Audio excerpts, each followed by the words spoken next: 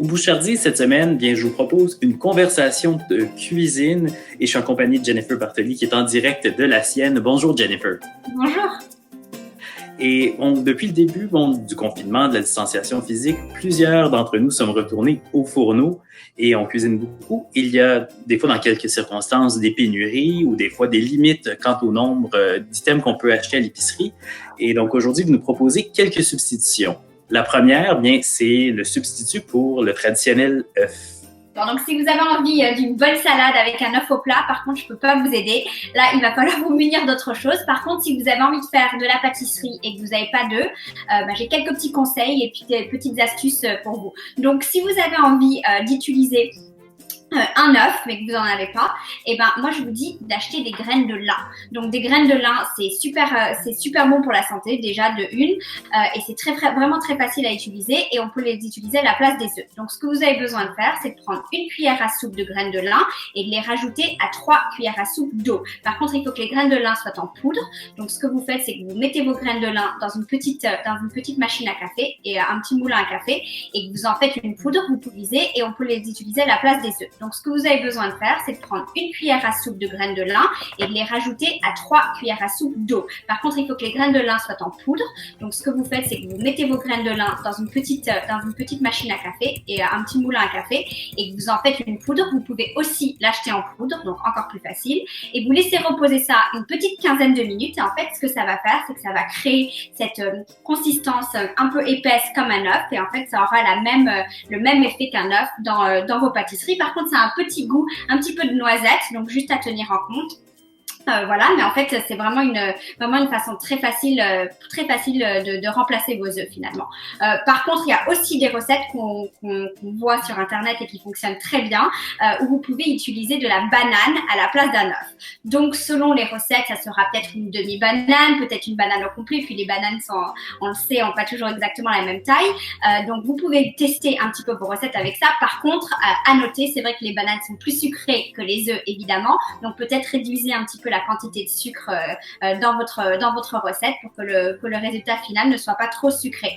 Et puis une dernière petite astuce, si vous badigeonnez le haut d'une tarte par exemple pour la rendre bien dorée et appétissante et que vous n'avez pas vraiment envie d'utiliser un œuf pour ce type d'exercice, ce que vous pouvez faire, c'est utiliser un petit peu de crème à fouetter et badigeonner cette crème sur le haut de votre tarte et ça aura le même effet, une dorure superbe et puis pas besoin d'utiliser d'œuf. Donc voilà. Toujours en pâtisserie, on utilise évidemment beaucoup de farine et on le sait, la farine de tout usage maintenant, c'est pas toujours ce qu'il y a de plus facile à trouver. Alors, vous avez quelques conseils pour substituer et jouer avec d'autres farines aussi.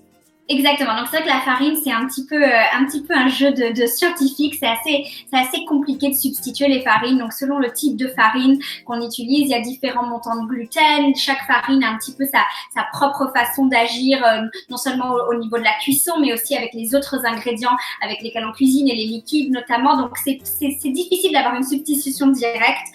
Donc par contre, ce que je vais vous dire, c'est que si vous avez de la farine tout usage et que vous voulez un petit peu la conserver et pas l'utiliser à 100% dans vos recettes, moi, je vous conseille d'utiliser 50% de farine tout usage et les autres 50% de les varier avec des farines que vous avez peut-être dans vos placards, donc farine d'épeautre, farine de blé entier, voilà. Donc c'est ça déjà, c'est une bonne règle en pâtisserie en ce moment. Une autre chose qu'on peut faire aussi, c'est de se servir de certains ingrédients qu'on a peut-être dans nos placards et puis de les transformer en farine. Donc par exemple les noisettes, les amandes, vous pouvez mettre ça dans un robot et vous faites votre propre farine de noisettes ou d'amandes par exemple et on peut en utiliser en petite quantité dans vos recettes pour les substituer finalement à la farine tout usage. Et la même chose est vraie pour l'avoine. C'est vrai qu'on a souvent de l'avoine dans nos placards qu'on utilise pour des choses le matin par exemple, pour des muffins, ce genre de choses. Et c'est vrai que ça joue très bien dans la pâtisserie. Donc ça c'est vraiment un ingrédient clé et je vous le conseille vraiment pour pas utiliser toute votre farine tout usage en un. Très bien. Et aussi, parmi d'autres ingrédients qu'on utilise couramment dernièrement, c'est le sucre. Donc, on utilise beaucoup de sucre et des fois, si on veut substituer, on peut utiliser du miel. Alors, le jeu de proportion, ça ressemble à quoi dans ce cas-ci si on veut faire une substitution? Exactement. Donc, c'est vrai que le miel, c'est vraiment un bon substitut pour le sucre. Par contre, il faut bien tenir en compte que le miel n'agit pas de la même manière en pâtisserie que le sucre. Donc, généralement, on utilisera à peu près 2 tiers de miel au lieu de la quantité complète de sucre. Tenir en compte que le miel n'agit pas de la même manière en pâtisserie que le sucre. Donc, généralement, on utilisera à peu près 2 tiers de miel au lieu de la quantité complète de sucre. Mais cette quantité peut vraiment varier selon la recette. Donc, il va falloir faire un petit peu d'expérimentation et de voir selon la recette ce qui marche le mieux. Et par contre, il faut aussi tenir en compte deux autres choses par rapport au miel. C'est déjà que le miel ne réagit pas de la même manière en cuisson et a tendance à brûler plus rapidement que le sucre. Donc, du coup, ce que je vous conseille de faire, c'est soit de baisser la température de votre four d'à peu près 25 degrés. Et sinon, si vous ne faites pas ça, gardez la même température, mais par contre, vraiment gardez un bon œil sur ce qui cuit à l'intérieur parce que ça sera peut-être prêt beaucoup plus tôt que ce que vous pouvez le penser et du coup de manière différente que le sucre habituel.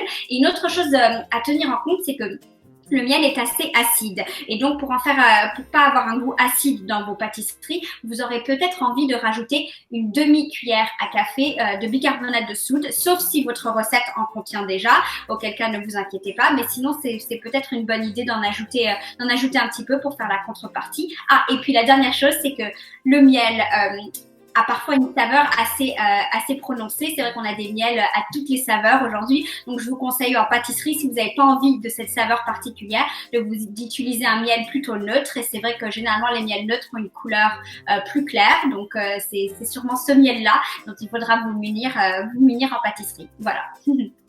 Et un autre ingrédient, bien, c'est le citron. L'aspect un peu acide, qui vient ajouter un aspect acide dans nos recettes.